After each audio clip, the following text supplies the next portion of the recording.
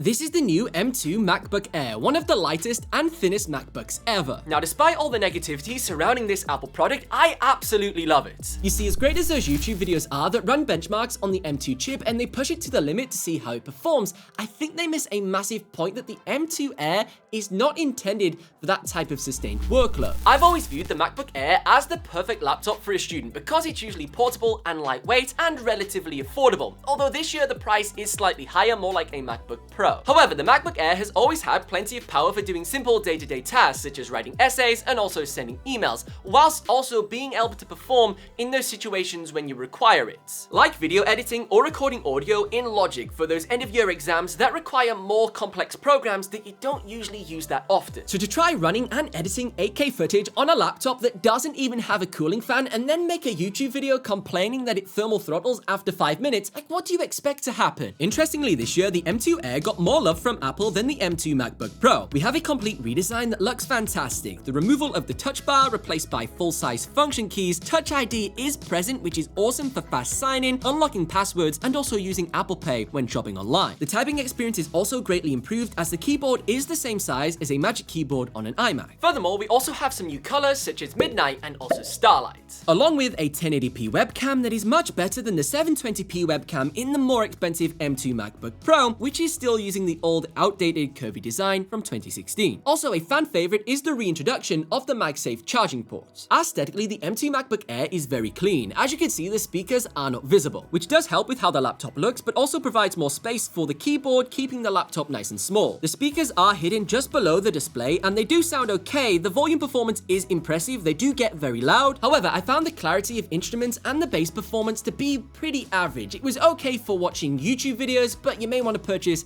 some AirPods if you frequently listen to music. Now, as crazy as this may sound, I think that the M2 MacBook Air should not be compared to things such as the M1 Pro and M1 Max, but instead the M1 iPad Pro. I've been using the M1 iPad Pro for the last year since its release as a laptop replacement. For everything that I would use a laptop for, I've done on my iPad. Now, hear me out. The price I paid for that M1 iPad Pro is roughly the same as an M2 MacBook Air. And the type of person looking at these devices may be a student who doesn't need professional software that's exclusive to desktops. And for a student, the iPad Pro does offer quite a lot of versatility because you do get the Apple Pencil, which you can use for note-taking and also drawing inside of class. And with a Magic Keyboard case, you can then also type up documents and create professional presentations in a huge range of different apps. But in addition to that, the iPad does have the better Liquid Retina XDR display that is brighter and supports HDR, which the Air does not. It is just SDR at 500 nits. Still an improvement over last year. It is brighter and looks fantastic, but the performance of the black levels are not as good as the iPad's mini LED, so you can see that notch at the top of the screen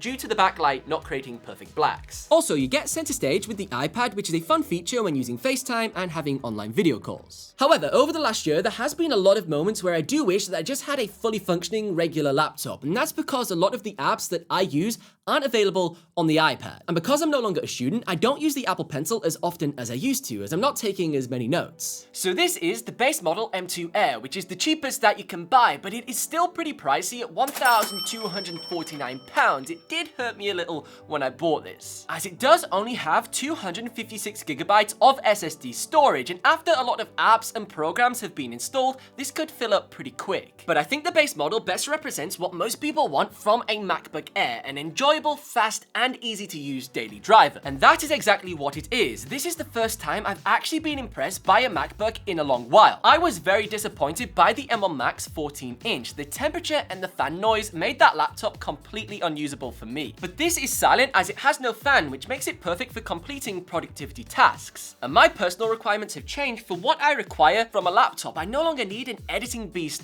for on the go, just something that can handle some light editing for TikToks and YouTube Shorts. The only thing that I would change is the size of the SSD. There are some issues with the 256GB models because it's only a single channel SSD. It has some quite inconsistent transfer read and write speeds, whereas the 512GB model is a 2-channel SSD, so it's significantly quicker. And for that reason, I have decided to return and send back this M2 MacBook Air, but I will be placing an order for a more powerful version with the upgraded 10-core CPU and also 512GB SSD, which will add an element of future-proofing. I have loved using this laptop so much that I want it to be my daily driver, and it might be the time for me to sell the M1 iPad Pro, which is my current go-to. Because since the release of the much cheaper M1 iPad Air 5, I don't seem to use it as much, and you should check out this video next to find out why.